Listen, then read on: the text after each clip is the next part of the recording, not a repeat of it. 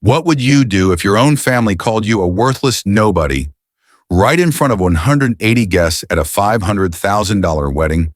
That's exactly what happened to me. My name is Michael Grant, and on the 4th of July weekend of 2024, my daughter-in-law Charlotte Reed stood in front of a rich Martha's Vineyard circle and called me nothing more than a pathetic $12 an hour security guard. She thought she was humiliating me. She had no idea she was standing on the edge of her own destruction. For 2 years, Charlotte treated me like an embarrassment, like my very existence lowered the value of her glamorous family name. Every dinner, every party, every gathering, she found a way to remind people that her father-in-law checks badges at an office building. She built her status on making me look small. But here's the twist you didn't see coming. I wasn't just a security guard. For 30 years, I lived a life most Americans will never know. I served in the shadows. I carried scars that don't show on a tuxedo. I held secrets that shaped national security. While Charlotte was bragging about her $85,000 Hermes dress, I was remembering nights on foreign soil where one wrong step would have cost American lives. While her family boasted about owning Reed properties and their $50 million portfolio, I was thinking about the Purple Hearts locked away in a case that almost no one had ever seen. But at that wedding, I chose silence. I chose to let her words hang in the air like smoke, because sometimes the most powerful revenge is not shouting back, it's letting people reveal exactly who they are. Charlotte believed she was attacking a powerless man in a rented suit. What she didn't know was that 3 hours later, in the middle of her perfect Martha's Vineyard reception, the truth would walk through the door with the weight of the United States government behind it. A presidential letter, a name I had hidden for 3 decades, a service record that turned gasps into applause. This isn't just a family drama. This is a story about revenge without lifting a finger, a wedding reveal that millions would later watch online, a hidden hero exposed at the exact moment arrogance tried to bury him. It's not about retaliation, it's about consequences. And if you've ever been judged by your paycheck, by your car, by your address, then you already know the pain I carried into that ballroom. Stay with me, because the secret I kept for 30 years was about to collide with Charlotte's obsession for status in front of 180 of New England's most powerful people. And when the truth finally hit, it didn't just destroy her perfect wedding, it destroyed everything she thought made her powerful. For the next 2 years after my son Andrew married Charlotte Reed, betrayal became the quiet soundtrack of every family gathering. Charlotte had money in her blood, the kind of Martha's Vineyard old money that wears linen in the summer and talks about legacy like it's a birthright. Her family, Edward and Margaret Reed, managed Reed Properties, group a real estate empire with more than $50 million in assets stretched across Cape Cod and the islands. By contrast, I chose to live in a modest $400 a month apartment in Cambridge, with Helen drove a 2019 Honda Civic with 78,000 miles and clipped coupons at Stop and Shop because a simple life gave me peace. But in Charlotte's eyes, all she ever saw was failure. She introduced me to her friends with the same rehearsed pause every time "This is Andrew's father. He works security." Her lips would tighten, her tone dipped with pity as if my presence alone was a stain she had to explain away. Family drama thrives on small humiliations, and Charlotte mastered them. She saw me in a uniform with an Allied Barton patch and assumed that was the whole story. She never asked what came before, never wondered why my hands always traced exits in a room, or why I sometimes disappeared for weeks with no explanation. To her, I was nothing more than a pathetic man who failed to climb higher. The first open wound came at Andrew's promotion party.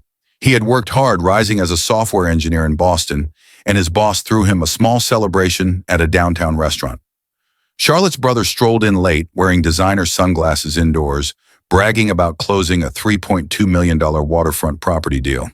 The room laughed at his arrogance, but Charlotte seized the opportunity. She lifted her champagne glass and said, "Unlike some people, we build wealth instead of just watching buildings." She stared straight at me when she said it. The guests laughed awkwardly, unsure if it was a joke or an insult. I kept eating my dinner, but inside I felt something hardening. Andrew's smile faltered, but he didn't challenge her. That silence cut deeper than her words. The second betrayal came at Christmas, a season that should have been about warmth and unity. The Reeds hosted a grand holiday party in their mansion overlooking the harbor. The chandeliers glittered, the piano played, and everywhere I turned were whispered reminders of class and wealth. When I arrived with Helen, Charlotte greeted us with a smile so polished it could cut glass.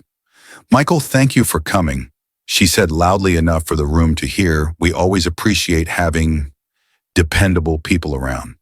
That word dependable delivered like a pat on the head to a dog. Later that evening, as we sat near the tree unwrapping gifts, she made sure to announce Andrew's father works security downtown. It's honest work, of course. Someone has to check IDs. The way she said honest work dripped with condescension.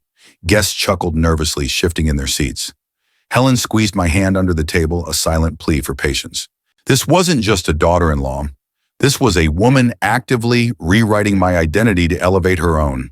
But the third betrayal, this was the one that burned. During the wedding planning months, Charlotte flaunted her $85,000 Hermes dress to her sisters and her mother.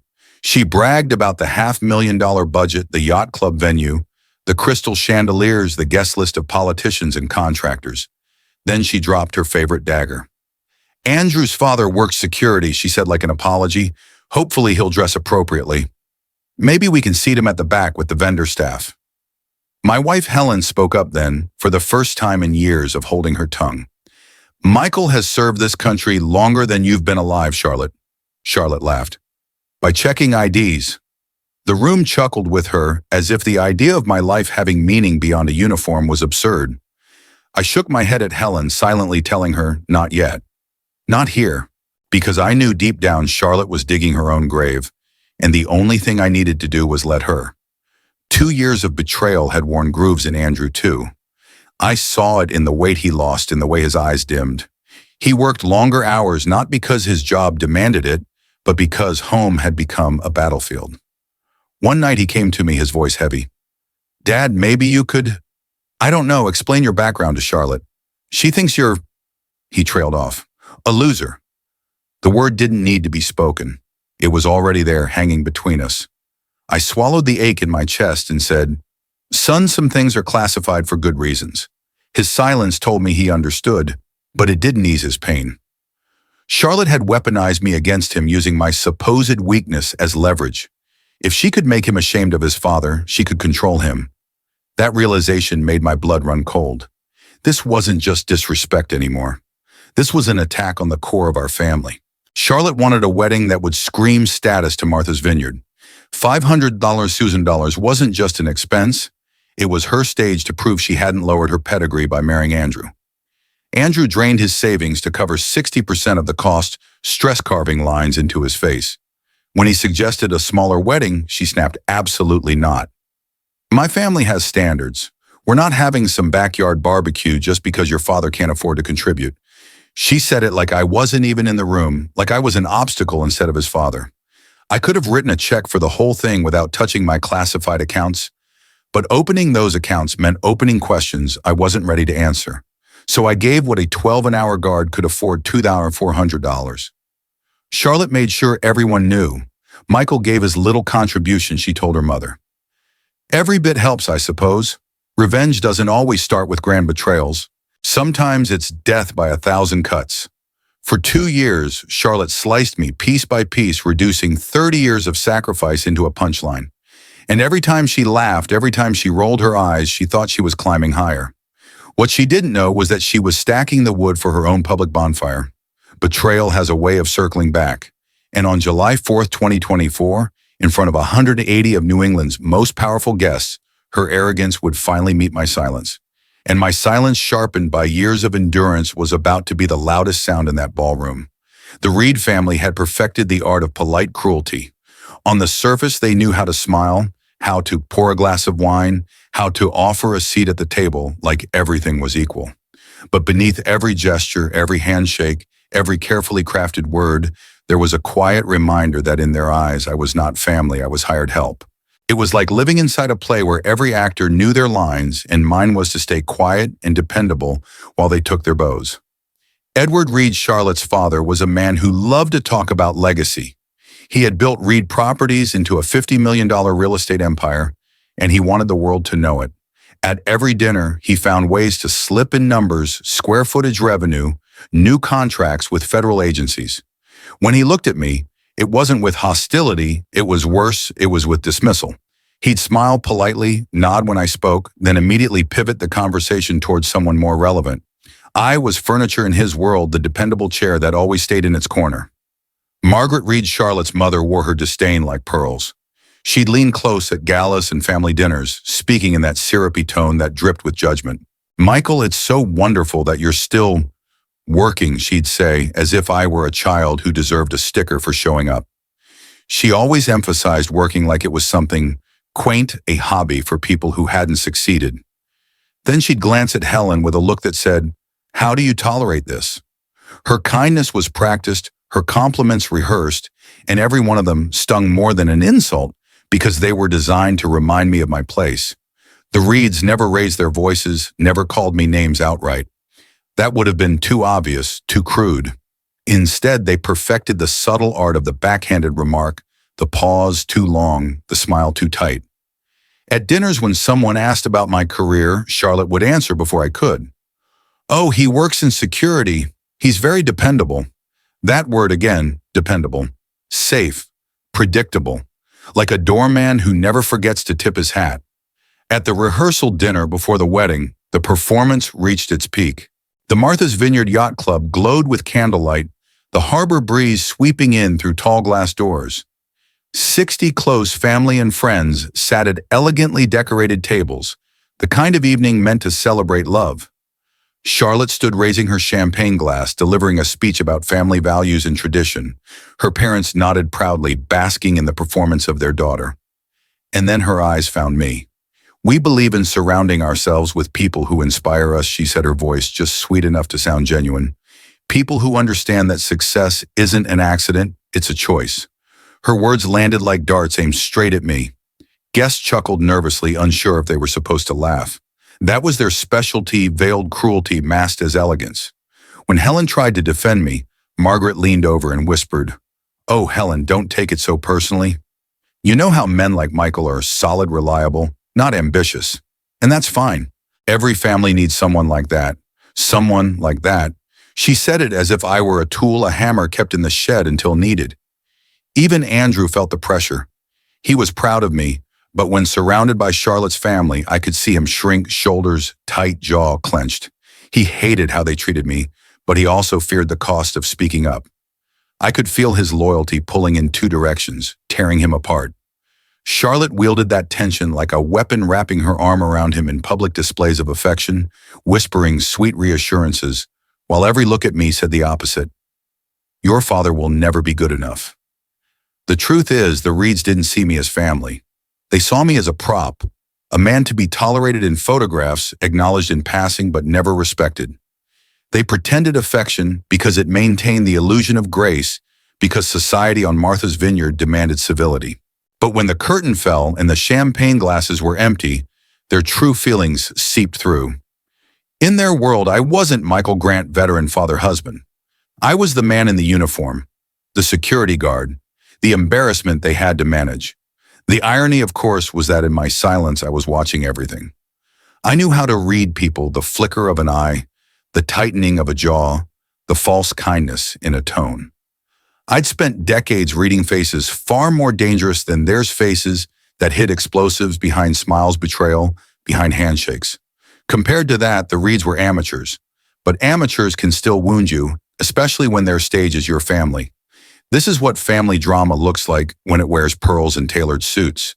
It's not screaming matches or slammed doors. It's quiet daggers slipped between ribs while smiling for the camera. It's being hugged with one arm while being pushed away with the other.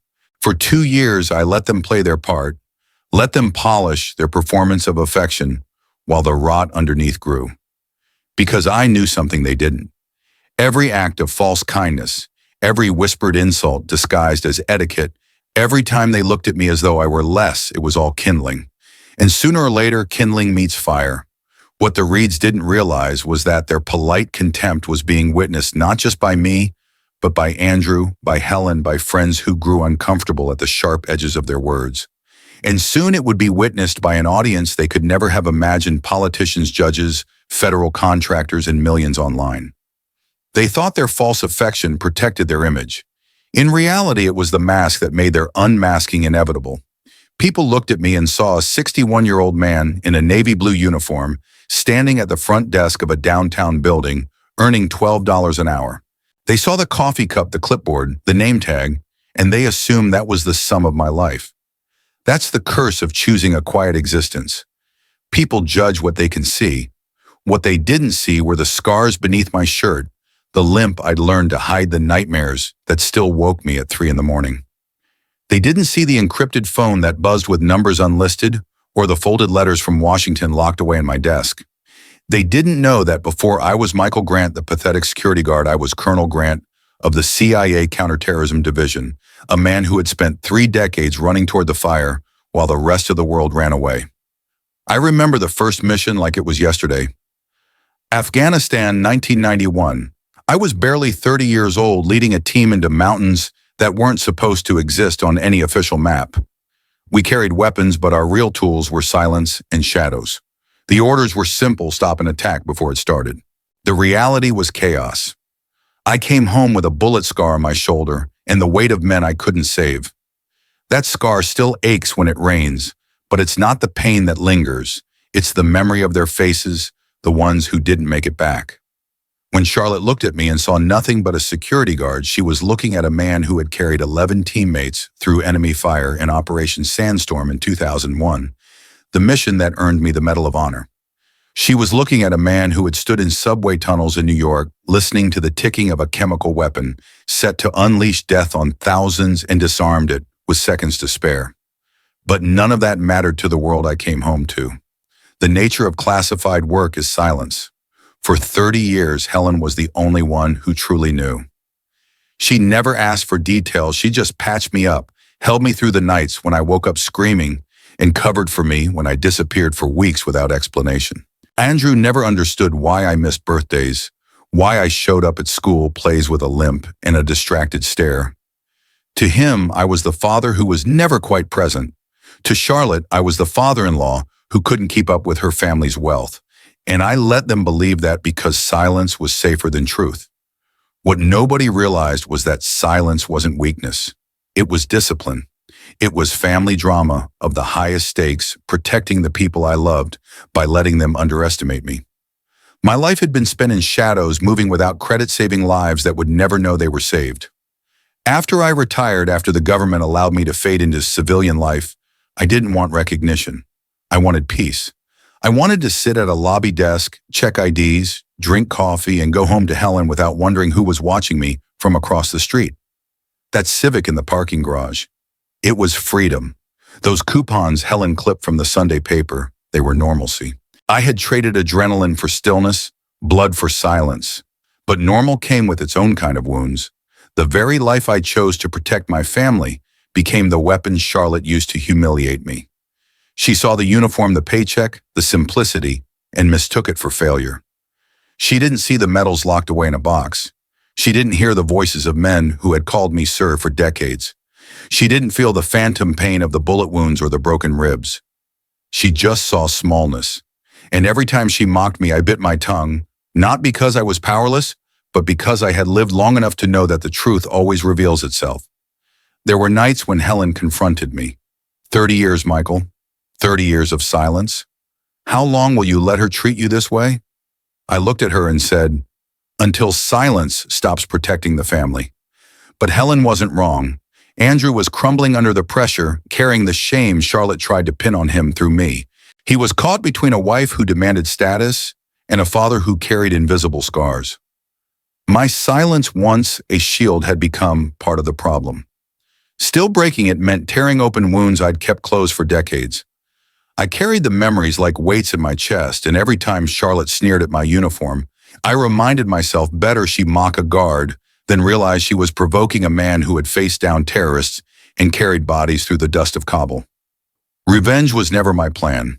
What I wanted was dignity, the quiet dignity of a man who had done his duty and asked for nothing in return. But Charlotte made it clear she would never let me have that dignity in her world.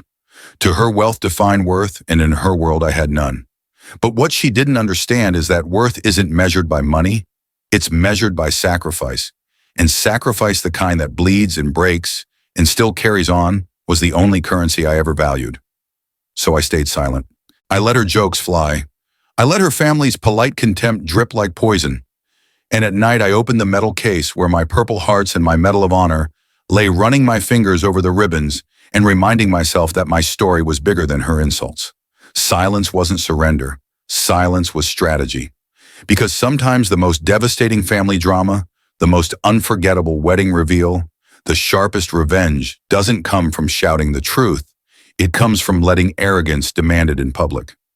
Charlotte thought she was humiliating a failure. She had no idea she was taunting a man who had spent 3 decades saving lives in silence. And the weight of that silence, the scars, the memories, the discipline, it was all about to erupt in the most unexpected way. From the very beginning, I knew I didn't need to raise my voice or defend myself to expose Charlotte. People like her eventually reveal who they really are when they believe the stage belongs to them. So my plan was simple: stay silent, watch and wait. Charlotte's arrogance was her greatest weapon, but it was also her greatest weakness. All I had to do was let her sharpen it against herself until the blade turned in her own hands. The signs began to appear days before the wedding, small cracks in the perfect image she had built. The first came in the lobby of our hotel. I was drinking a black coffee when my encrypted government-issued BlackBerry buzzed on the table. Its tone wasn't like any regular phone. It carried a sharp, coded chime. I answered instinctively. Grant. A pause, then a voice from the past. Agent Thomas Walker, now Deputy Director of the CIA. Michael, we need to talk. My voice dropped into the tone I hadn't used in years. Not today, Thomas. Family wedding. His response was immediate, urgent. That's exactly why we need to talk. Check your secure email. I ended the call quickly, but Charlotte was only 10 feet away watching. She'd never heard me use that voice, the clipped confidence of a man who wasn't a building guard but a commander. Interesting ringtone, she said with suspicion in her voice. I shrugged. Work phone. Even security guards get them now. She didn't believe it. I saw it in the way her eyes narrowed, storing the moment away like evidence. The second sign came a few hours later at the venue.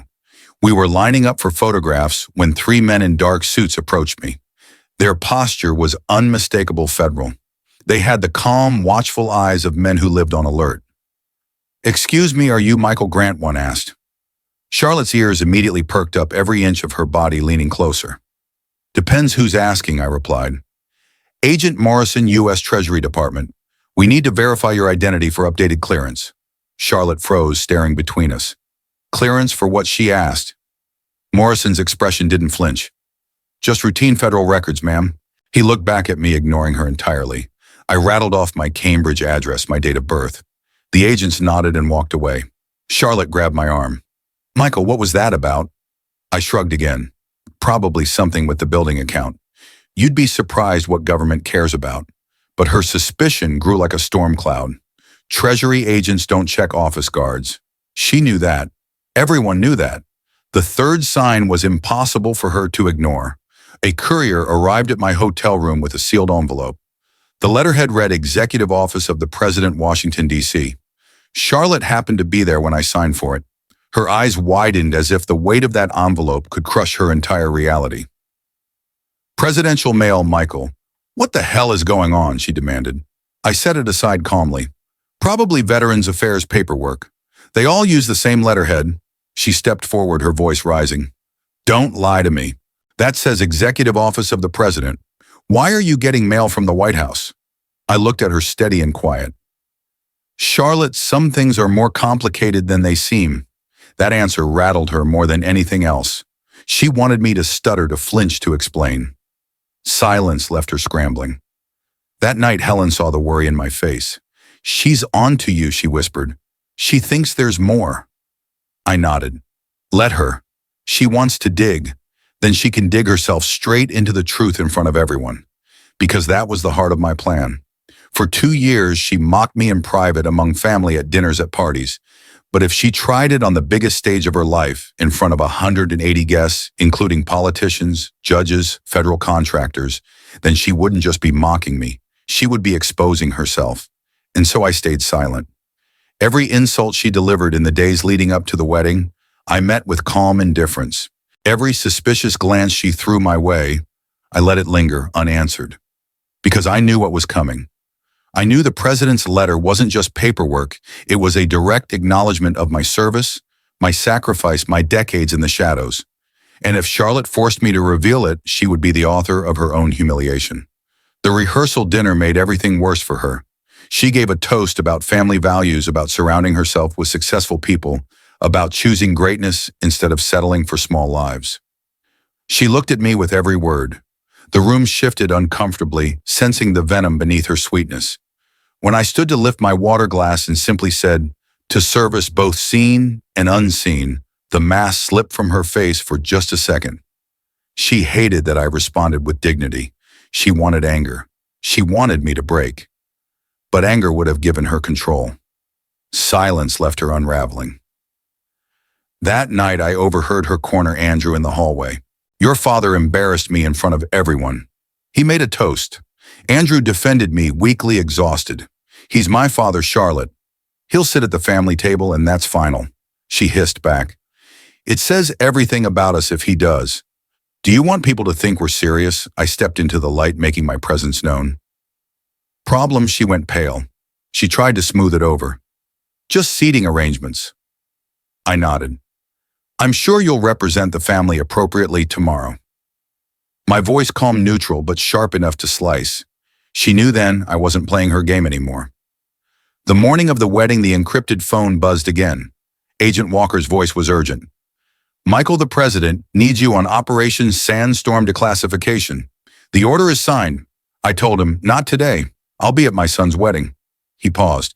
"Then you should know they've authorized public confirmation. You won't be able to hide much longer." And that was the final piece of my plan. I didn't need to expose myself. I didn't need to fight Charlotte. All I needed was to let her do what she always did, mock, belittle, question. Only this time she'd be doing it in front of the wrong audience. When she demanded answers, when she raised her glass to insult me, the truth would arrive on its own, sealed with the president's seal, confirmed by federal agents, and carried by 30 years of silence, finally breaking. Charlotte thought she was orchestrating her perfect Martha's Vineyard showcase. What she didn't realize was that she had set the stage for her own downfall. I didn't have to lift a finger. I just had to let her light the fire. The ballroom shimmered that evening, every inch of the Martha's Vineyard Yacht Club polished to perfection. White roses cascaded down crystal vases, the chandeliers sparkled, and the string quartet played as if the night belonged to Charlotte. For 2 hours, everything unfolded like a magazine spread photographs, champagne, the glow of wealth, and old money pride. I sat quietly at the head table, Helen by my side, watching my son Andrew beam at his bride. But beneath Charlotte's polished smile, I could see the storm gathering. She couldn't let it go. The phone calls, the federal agents, the presidential letter. She needed to control the narrative, and she believed this stage was hers. What she didn't realize was that she was about to hand me the microphone. The toast began predictably. Edward Reed, proud and booming, spoke about family legacy and the bright future of his daughter. Margaret Reed dabbed her eyes, pretending at sentiment while keeping one eye on the crowd. Andrew's toast followed earnest, heartfelt, his love for Charlotte, clear in every word. For a moment I thought maybe she'd let the night end gracefully, but arrogance rarely bows out quietly. Charlotte stood, champagne glass trembling just slightly in her hand. Her voice carried through the hall. "I want to thank everyone for being here," she began, but there was a sharp edge under her sweetness. "This has been a surprising day. I've learned a lot about family, about honesty, about how well we really know the people closest to us." She turned and locked eyes with me. The room grew uneasy, whispers rippling across the tables. For 2 years, she continued, her voice rising. "I've known my father-in-law as a humble security guard, someone who checks badges at an office building in Boston for $12 an hour." A few guests shifted in their chairs. This wasn't the kind of wedding toast anyone expected. But today she pressed on. "I've discovered federal agents know his name. Treasury officials verify his identity. The President of the United States sends him personal mail. Defense contractors treat him like an old friend." Andrew tugged at her arm, whispering urgently, "Charlotte, sit down." She yanked away. "No, these people deserve to know who they're celebrating with." She raised her glass higher, her hands shaking now with adrenaline and anger. "So tell us, Michael, who are you really, FBI, CIA? What have you been hiding from your own family?" Silence fell like a stone. 180 of New England's most powerful people turned their eyes toward me. Helen's hand tightened around mine, but her face was calm. Andrew's face was pale, caught between humiliation and fear. And Charlotte was vibrating with self-righteous fury, convinced she had cornered me. I stood slowly, my chair scraping against the polished floor. "Charlotte," I said, my voice low but caring, "you really want to do this here now in front of everyone?" She didn't hesitate. "Yes, I want the truth." I nodded, reaching into my jacket pocket. "Then let's hear what the president has to say." Gas rippled through the crowd as I pulled out the sealed envelope, the presidential seal catching the chandelier light. Charlotte's face drained of color. I broke the seal carefully, unfolded the letter, and began to read aloud. "Colonel Michael Joseph Grant, United States Army, retired. Central Intelligence Agency, Counterterrorism Division. By order of the President of the United States, you are hereby summoned for immediate consultation regarding Operation Sandstorm declassification and national security briefing." Murmurs erupted, hands covered mouths, phones discreetly lifted to record. Charlotte's champagne glass slipped from her hand, shattering against the floor. I continued, "The President acknowledges your 30 years of distinguished service, including the prevention of 6 major terrorist attacks on American soil, and your receipt of 3 Purple Hearts, the Medal of Valor, and the Presidential Medal of Freedom." The applause started hesitantly, then grew into thunder. Congressman Bradley rose to his feet. "Ladies and gentlemen, we are in the presence of a true American hero." But I wasn't finished. I reached into my other pocket, pulling out a worn metal case. I flipped it open to reveal the medals, 3 Purple Hearts, the Medal of Valor, glinting under the ballroom lights. Gasps echoed around the room. Then I held up my old CIA badge, sliding it across the table for the nearest judge to inspect. The weight of truth settled over the hall like a wave.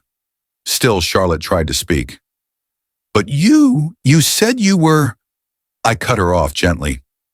I said exactly what my cover required.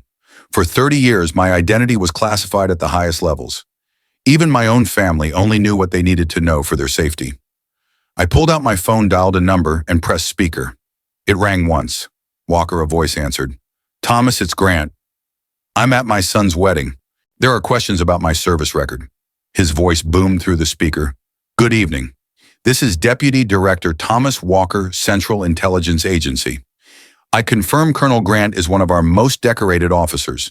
His work prevented the 2001 chemical attack on New York subways, the 2008 biological weapons plot in Los Angeles, and 4 other major terrorist operations." The room was silent save for Charlotte's ragged breathing.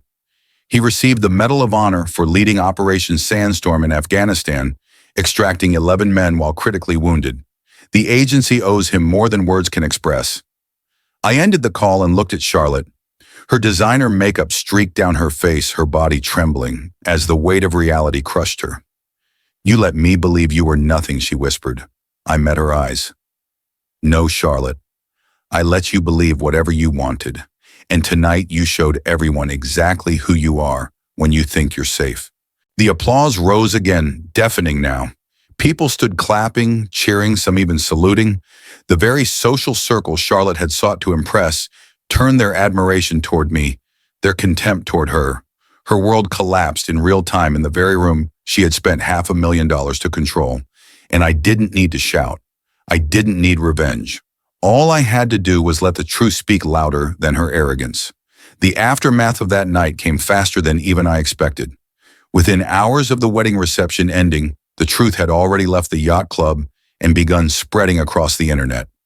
Guess who had filmed Charlotte's public outburst and my reading of the president's letter, uploaded clips before midnight. By dawn, the videos had gone viral, hashtags trending across Twitter, TikTok, and YouTube.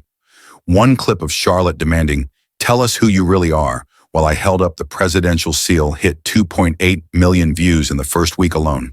The captions were merciless: "Gold digger humiliates Medal of Honor," "Hero at her own wedding," "Family drama daughter-in-law ruins $500 $1,000 reception," and "When arrogance meets consequences." Comments flooded in by the thousands. People stunned by her cruelty, outraged that a veteran could be treated like an embarrassment, and fascinated by the twist of a hidden CIA operative revealed in the middle of a luxury wedding. The internet never forgets. and neither do government agencies. By Monday morning, Reed Properties Group received notice that their federal property management contracts worth over $12.7 million annually were suspended pending review. Contracts for military housing, VA hospitals, and federal office spaces vanished overnight. Edward Reed called me personally, his voice hollow. "Michael, they've canceled everything. 40 years of work gone in 24 hours. I told him the truth. "Edward, this isn't retaliation, it's consequences. Federal agencies won't partner with companies whose leadership publicly humiliates veterans in front of their own clients. It's a liability issue." He didn't argue. He knew it was true. But the financial blow was only the beginning. Private clients who had attended the wedding began quietly cutting ties. Rebecca Sloan, a defense contractor who had once been close friends with Charlotte, told her board of directors she would no longer associate with Reed Properties. Senator Collins, who had been photographed shaking Edward's hand during a fundraiser, quietly returned campaign donations.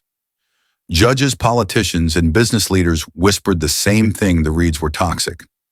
Their entire reputation, built on wealth appearances and Martha's Vineyard social standing, was collapsing in real time. Charlotte tried to control the damage. Her family hired a PR firm to release a statement. "I deeply regret my comments at our wedding reception. I was experiencing stress and confusion about information withheld from our family. I have nothing but respect for our military heroes and my father-in-law's service." But the video was undeniable. Millions had seen her sneer. Millions had heard her toast. Millions had watched her call a Medal of Honor recipient a liar in front of a ballroom full of witnesses. Words couldn't erase the footage. The Martha's Vineyard social circle, once her stage, became her executioner. The yacht club quietly suggested the Reeds take a break from events. Charity boards declined her offers to volunteer. Former friends stopped returning calls. Margaret Reed confided to Helen over the phone, "It's like we have the plague. People cross the street to avoid us." Even her sisters, once her biggest allies, distanced themselves, embarrassed to be associated with the scandal. By the end of summer, Reed Properties had filed for bankruptcy protection. The estate the Reeds had boasted about for decades went on the market, its manicured lawns and ocean views suddenly meaningless. They downsized into a modest condo in Hyannis, stripped of the wealth and prestige that had defined their identity. For a family that had measured worth by property values and dinner invitations, the fall was devastating. But no one fell harder than Charlotte. In the weeks following the wedding, she found herself truly alone. Andrew, though still married to her, set boundaries she had never faced before. No more comments about people's jobs, he told her. No more judgments about income or status. "If you want this marriage to survive, you will change." She resisted at first, blaming me, blaming the government, blaming the internet. But deep down, she knew. She had been the author of her own undoing. At work, Andrew faced awkward questions from colleagues who had watched the viral clips. His boss, a Navy veteran, pulled him aside. "I'm not holding your wife's behavior against you," he said, "but it does raise questions about judgment. Don't let her drag you down." That was the reality. Charlotte's actions weren't just her burden. They had stained Andrew, too. Meanwhile, the comments online grew harsher. "Imagine humiliating a hero at your wedding. She married into greatness and tried to bury it. This is the definition of karma." Social media became a mirror Charlotte couldn't escape. Every time she opened her phone, she saw her own face frozen in shame, her words replayed to millions, her arrogance immortalized. And yet, in the strangest way, I didn't feel triumph. Watching her unravel wasn't victory, it was inevitability. Revenge hadn't required action on my part. Consequences had done the work. All I had done was stay silent and let her arrogance find the stage it craved. The financial collapse was brutal, but the social exile was worse. Charlotte had lived her life for approval, for appearances, for whispers of admiration at cocktail parties. Now those same whispers followed her like a curse, but with pity and scorn instead of envy. She was no longer the bride in the $85,000 Hermes gown. She was the woman who mocked a hidden hero and destroyed her own family's empire in the process. By November, Reed Properties was gone, the estate was sold, and the Reeds were living quietly stripped of their social armor. Charlotte barely left the condo. She had become a ghost in her own community, remembered not for her beauty or wealth, but for her cruelty. And I returned to my modest apartment, my quiet life, my Civic with 78,000 miles. But everything had changed. The truth was out. My silence had been broken not by me, but by the arrogance of someone who believed wealth equaled power. The videos, the headlines, the downfall, they weren't my doing. They were Charlotte's gift to herself. It was 3 weeks after the wedding when the knock came at my apartment door. I opened it to find Charlotte standing there, shoulders slumped, her eyes hollow in a way I'd never seen before. She was still wearing designer clothes, but they hung differently now, like armor that no longer fit. Her hands shook as she clutched her purse. "Michael," she said softly, "I need to talk to you." For a long moment I considered closing the door, but Helen's voice echoed in my memory. "Sometimes the rope you hand, someone can save them if they choose to climb." I stepped aside. "Come in." She sat stiffly on the couch, her eyes darting to the framed presidential letter on the wall. The Purple Hearts and Medal of Honor in their simple wooden case. Her voice cracked. "I Googled Operation Sandstorm," she said. "I read what happened. 47 terrorists, chemical weapons that could have killed thousands. You carried a wounded man 2 miles through enemy territory." Her eyes filled with tears. "While you were saving lives, I was buying purses and complaining about thread counts on sheets." For the first time since I'd met her, the words weren't sharp or polished. They were raw. "I ruined everything," she whispered. "My marriage is falling apart. My family's business is destroyed. Nobody in this town will even look at me, and it's my fault." She looked up at me, desperation written across her face.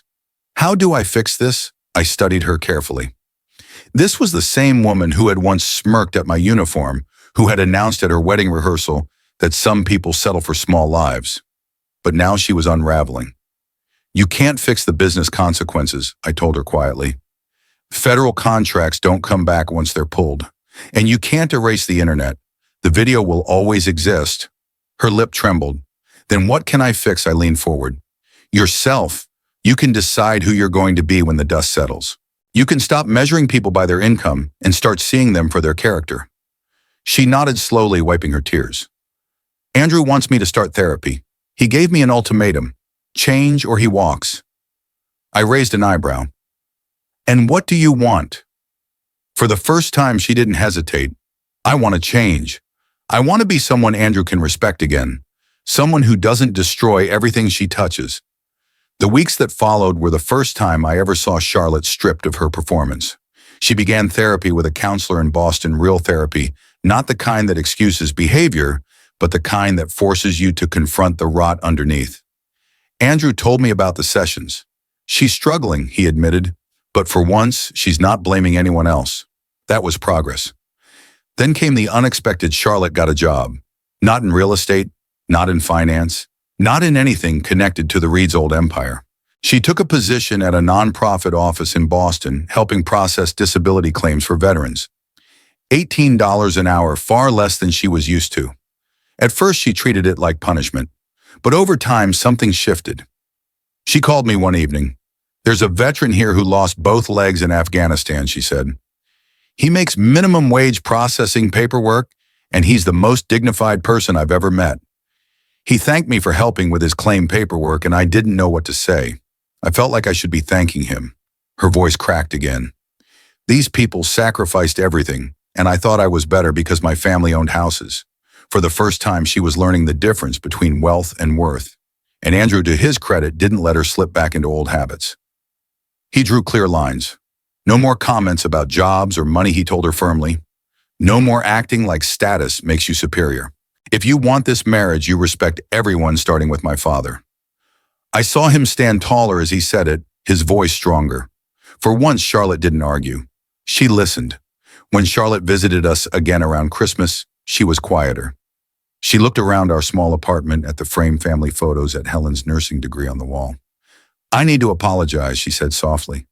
"Not because I think it will fix anything, but because you deserve to hear it. I spent 2 years treating you like you were beneath me. I was wrong, not just about your past. I was wrong about what makes someone important." She paused, tears brimming. "It's not the house or the car or the guest list. It's family. It's service. It's character." I asked her the question that mattered most. "Do you believe that, or do you just think you should believe it?" She thought for a long moment. "I'm learning to believe it. Some days I have to remind myself, but I'm trying. That was the most honest thing I'd ever heard her say. Andrew later told me he saw a difference too. She's changing, he said cautiously, but I need to see if it lasts when things get easier. He wasn't wrong. Anyone can act humbled in the ashes. The real test comes when the fire cools. Still, I could see something in her eyes that hadn't been there before. Humility, painful but real. And I realized then this was as close to reconciliation as we might ever get. Not forgiveness, not yet, but an acknowledgement. She had chosen to climb the rope instead of hang herself with it, and that choice, fragile as it was, might just save her. When I look back on everything that happened, the humiliation, the reveal, the fallout, one truth stays with me: silence is not weakness. Silence is strategy. In a world obsessed with shouting louder than the next person, I learned that real strength comes from knowing when to wait, when to watch, and when to let arrogance destroy itself. For 2 years, Charlotte mocked me, and the Reed family treated me like an unwanted shadow. If I had fought back with anger, I would have given them exactly what they wanted: proof that I was small, reactive, unworthy. But by choosing silence, by letting time and truth do the work, I allowed her to write her own downfall in front of 180 witnesses and millions more online. And here's the hardest part to accept: sometimes the greatest gift you can give another person is not saving them, not shielding them, but handing them a rope. Because a rope can serve two purposes. It can pull someone out of the pit, or it can become the very noose they tie for themselves. I didn't push Charlotte into ruin. She chose arrogance, cruelty, and contempt. All I did was let her climb or fall on the rope I offered. That's the lesson I want you to take from my story. You don't have to scream to be heard. You don't have to prove yourself to those who refuse to see your worth. You can choose silence, dignity, and strategy, and watch as truth does what anger never could. So I'll leave you with this. Silence doesn't mean surrender, it means sovereignty. And sovereignty means deciding for yourself who you will be and how you will live, regardless of who doubts you. Now, I want to hear from you. Have you ever been underestimated, mocked, or written off only to prove everyone wrong by staying silent until the right moment? Drop your story in the comments. I read every one of them. If this story struck a chord with you, save this video so you can come back to it when you need strength. Share it with someone who needs to hear it, and hit subscribe right now so you don't miss the next family drama that will shake you to your core. Remember, sometimes the quietest person in the room is the one holding all the power.